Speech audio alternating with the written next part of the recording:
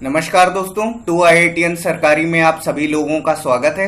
आज के सेशन में हम लोग शुरू करेंगे बाल विकास। तो देखिए, मनोविज्ञान। अब बाल विकास वो विषय है जो मनोविज्ञान के अंतर्गत आता है। तो मनोविज्ञान क्या है? तो मनोविज्ञान को जान लेते हैं। तो मनोविज्ञान का अर्थ होता है आत्मा का विज्ञान। बाल विकास, बाल मनोविज्ञान। तो देखिए, बाल विकास क्या है? बाल विकास बालक के विकास की वह अवस्था है जिसमें बालक के विकास का अध्ययन गर्भावस्था से लेकर किशोरावस्था तक किया जाता है। अब बाल मनोविज्ञान क्या है? बाल मनोविज्ञान में गर्भावस्था से लेकर बाल्यावस्था तक अध्ययन किया जाता है। देखिए, यहां पर बाल विकास में गर्भावस्था से किशोरावस्था, गर्भावस्था से बाल्यावस्था, बाल मनोविज्ञान के अंतर्गत। अब देखिए, मनोविज्ञान जो शब्द है वो कहां से आया है? वो लैटिन भाषा से आया। और लैटिन भाषा क्या है? ग्रीक भाषा और यूनानी भाषा का मिश्रण है। साइकोलॉजी, साइकोलॉजी हमारा शब्द है। मनोविज्ञान को इंग्लिश में साइकोलॉजी कहते हैं। और देखिए, जो साइकोलॉजी शब्द है ये दो शब्दों से मिलकर के बना है, साइकी प्लस लोगोस, साइकी और लोगोस। तो देखिए, साइकी का मतलब क्या होता है? सोल, सोल यानी कि आत्मा, और लोगोस यानी कि स्टडी, अध्ययन जिसके अंतर्गत किया जाता है। और ये तो मैं आपको पहले ही बता चुका हूं कि साइकोलॉजी क्या है? आत्मा का विज्ञान है। ठीक है। साइकोलॉजी शब्द को दिया, सर्वप्रथम साइकोलॉजी शब्द का प्रयोग किया गया 1590। किसने किया? रुडोल्फ गाइकली ने इस शब्द का सर्वप्रथम प्रयोग किया था। मनोविज्ञान खुद एक स्वतंत्र विषय नहीं था, यह दर्शन शास्त्र का हिस्सा था। बच्चों, दर्शन शास्त्र क्या होता है? दर्शन शास्त्र होता है फिलॉसफी। और देखिए, जो मनोविज्ञान है वो खुद एक स्वतंत्र विषय पहले नहीं था। मनोविज्ञान अंतर्गत आता है किसके? दर्शन शास्त्र के। और मनोविज्ञान के जो जनक हैं वो कौन है? विलियम जेम्स हैं। दर्शन शास्त्र के जनक अरस्तु हैं।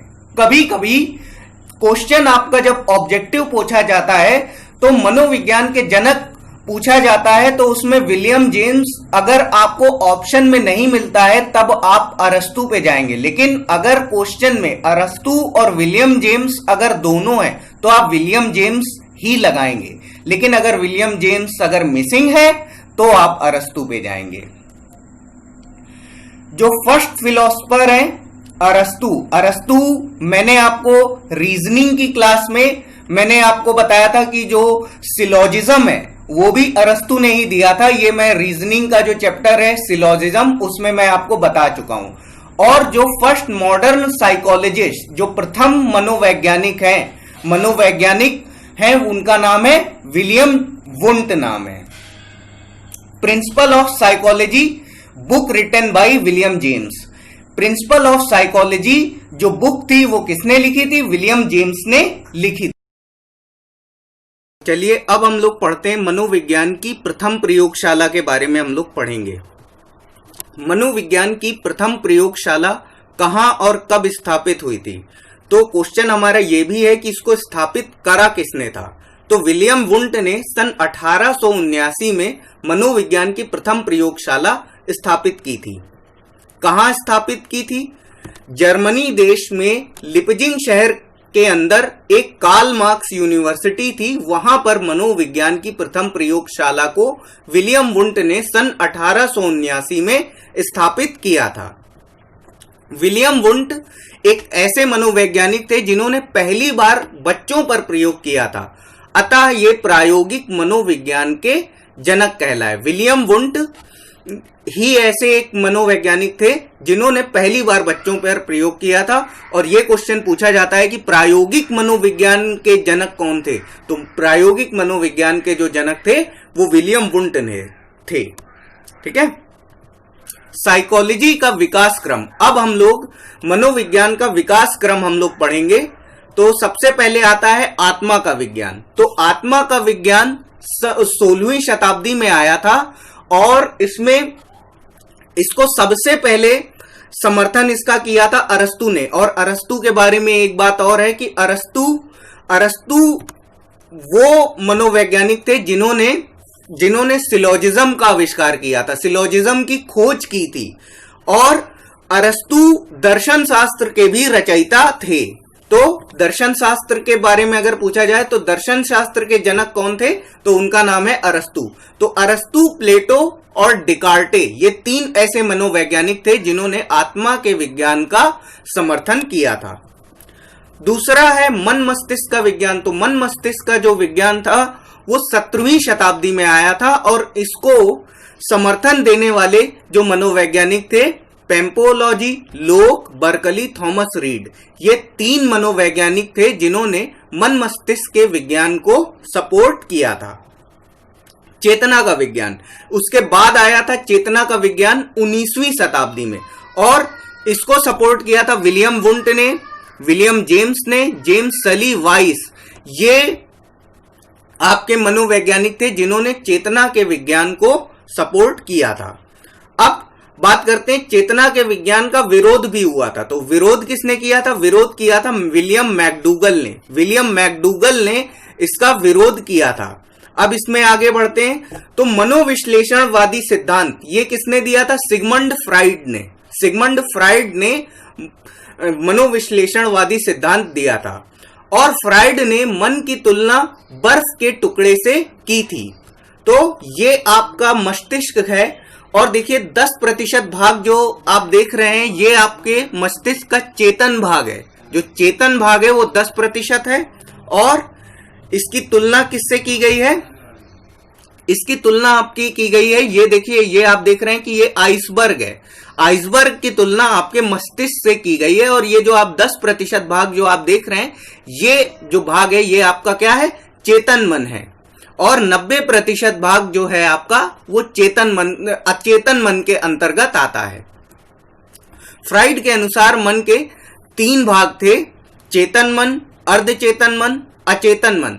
तो देखिए जो चेतन मन आपका होता है उसमें 10% भाग होता है। जो भी बातें आप सुनते हैं, जो भी ज्ञान आप अर्जित करते हैं उसका 10% चेतन मन में रहता है और 90% भाग जो है वो अचेतन मन में रहता है। तो ये जो आपका जिसको हमने हाईलाइट नहीं किया है ये आपका अचेतन मन का भाग है।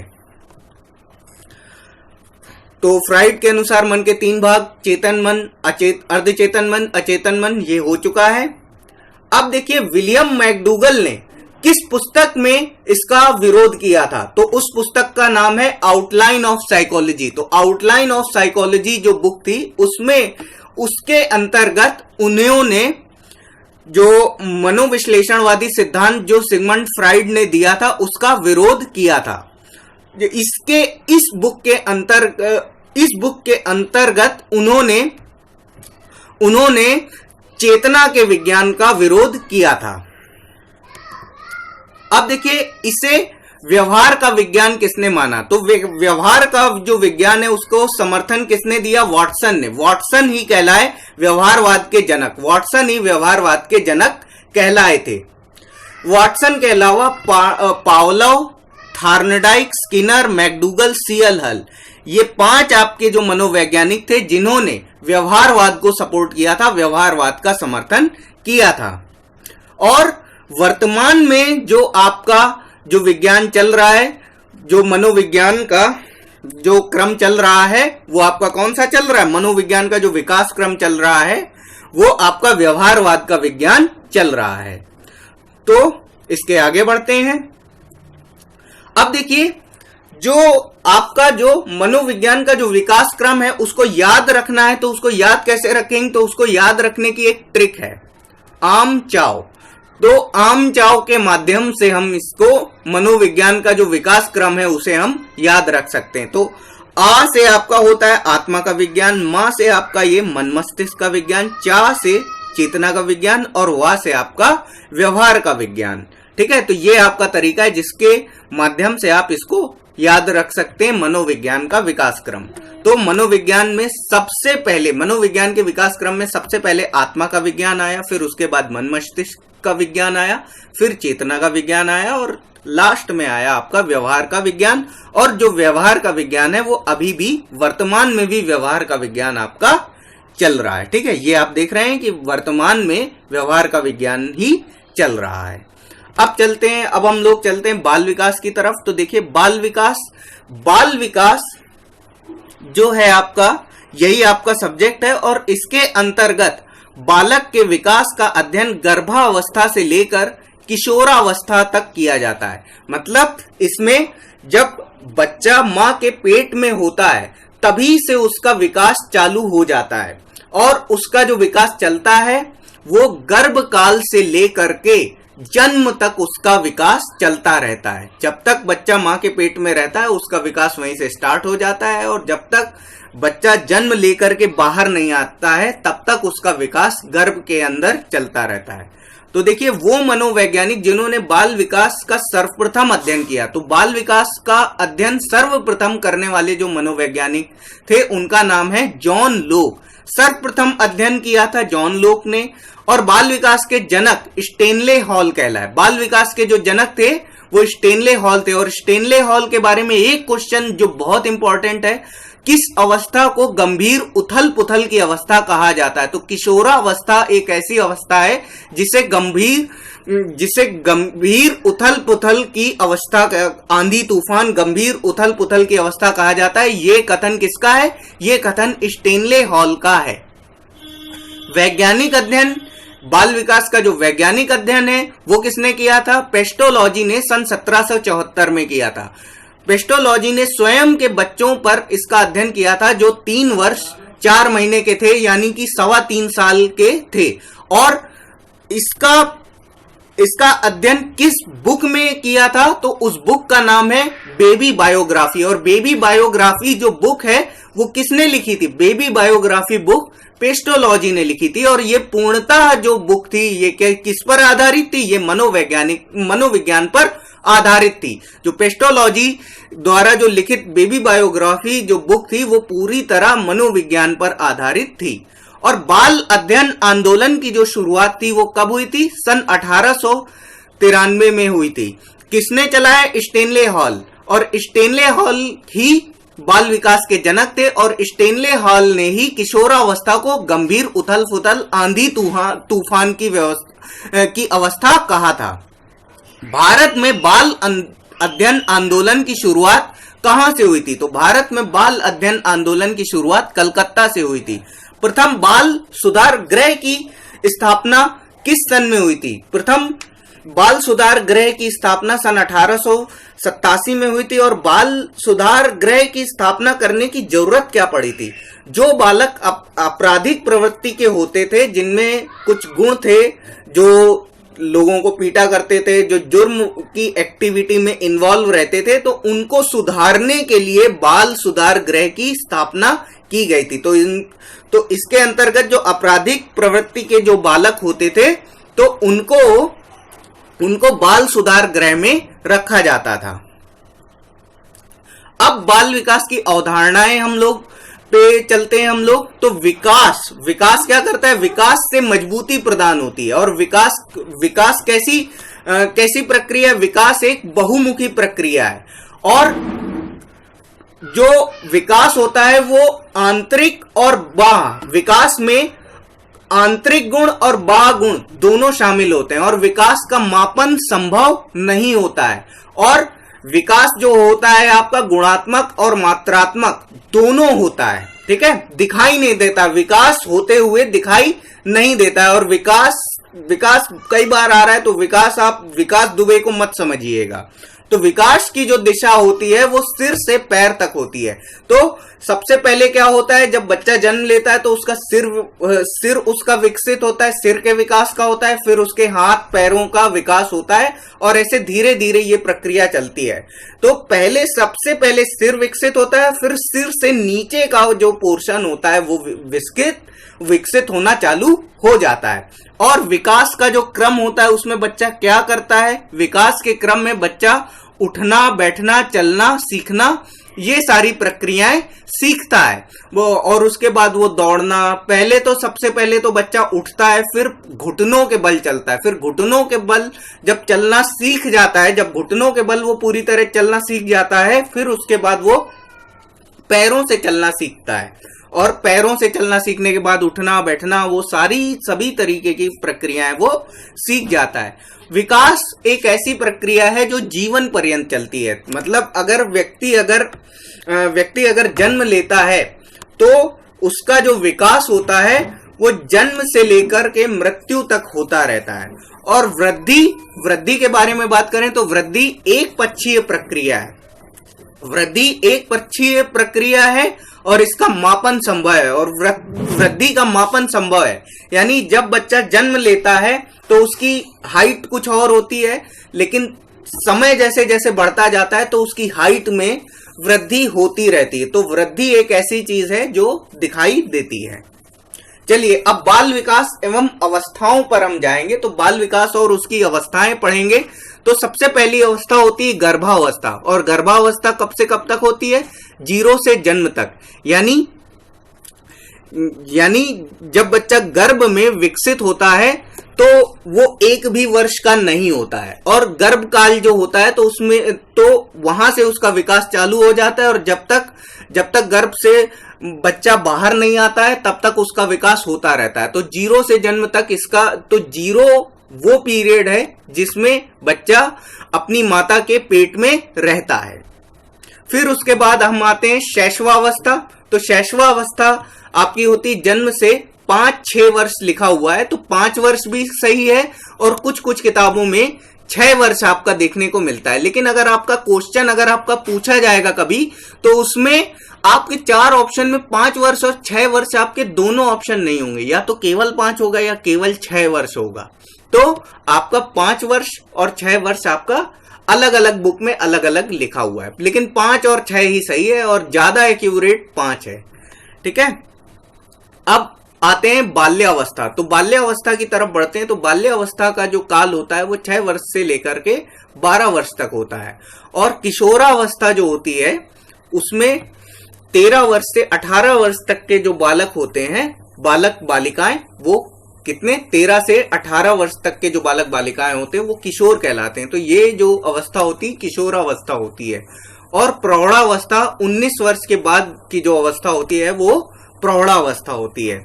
गर्भाधान काल, चलिए अब हम गर्भावस्था को डिस्कस करते हैं। तो गर्भाधान काल जो आपका रहता है वो कब से कब तक होता है? 0 से जन्म तक, यानी मां के गर्भ से जन्म तक जो रहता है आपका गर्भावस्था, गर्भाधान काल होता है।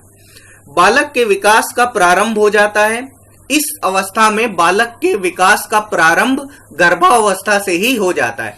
0 से 2 सप्ताह तक की जो अवस्था होती है उसे हम डिंबावस्था कहते हैं, और ये अंडानुमा अवस्था और डिंबानुमा अवस्था दोनों कहते हैं। अंडानुमा और डिंबावस्था दोनों हम कहते हैं। 2 सप्ताह से 2 माह तक की जो अवस्था होती है उसे भ्रूणावस्था या पिंडावस्था हम कहते हैं। ठीक है, तो ये क्वेश्चन है, ये क्वेश्चन पूछा जाता है। डिंबावस्था कौन सी अवस्था है? तो डिंबावस्था 0 से 2 गर्भ काल में 0 से 2 सप्ताह की अवस्था होती है डिंबावस्था, और 2 सप्ताह से 2 माह तक की जो अवस्था होती है वो भ्रूणावस्था होती है। और 2 माह से जन्म तक का जो काल होता है उसे हम कहते हैं गर्भ विकास काल। 2 माह से जन्म तक का, 2 माह से लेकर के जन्म तक का जो काल होता है उसे गर्भ विकास काल कहते हैं। तो गर्भ विकास काल अगर मान लीजिए आपसे पूछा जाए कि किसको कहते हैं, तो 2 माह से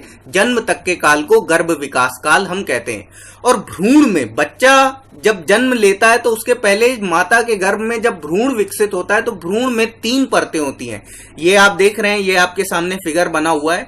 तो ये जो आपका पीला वाला जो कलर है, और इसके जो सबसे आपकी बाहरी परत है, बाहरी परत को हम बोलते हैं एक्टोडर्म। तो एक्टोडर्म जो होती है वो बिल्कुल बाहरी परत होती है, और एक्टोडर्म त्वचा का विकास करती है। एक्टोडर्म जो आपकी परत होती है वो त्वचा का विकास करती है, और जो मीजोडर्म जो परत होती है, मीजोडर्म परत मांसपेशियों का विकास करती है। जो मीजोडर्म परत होती है, ये आप देख रहे हैं, जो ये नीली वाली की जो परिधि आप देख रहे हैं, तो ये जो आपकी परत होती है, ये क्या होती है, ये मीजोडर्म कहलाती है। और मीजोडर्म मांसपेशियों का विकास करती है, और एक्टोडर्म त्वचा का विकास करती है। और जो सबसे आंतरिक परत होती है वो होती है एंडोडर्म। एंडोडर्म क्या करती है, एंडोडर्म दिल का विकास करती है, और आंतरिक विकास के लिए इसे जाना जाता है। तो आंतरिक विकास करती है और दिल का भी विकास करती है, हार्ट का विकास करती है। बच्चे का जो विकास होता है सिर से पैर की ओर होता है, ये मैं आपको बता चुका हूं। गर्भकाल का जो समय होता है वो कम से कम जो समय होता है वो 180 दिन का होता है। 180 दिन यानी कि 6 माह। और अधिक से अधिक जो समय लगता है वो 330 दिन 11 माह। 330 दिन यानी 11 माह। 330 दिन में क्या होते हैं, 11 माह होते हैं। और सामान्य तौर पे जो आपको देखने को मिलता है, सामान्य तौर पे जो बच्चे का जो गर्भकाल होता है वो 280 दिन 9 माह 10 दिन रहता है आपका। ठीक है, तो चलिए आज की क्लास में इतना ही। Thanks for watching this video. God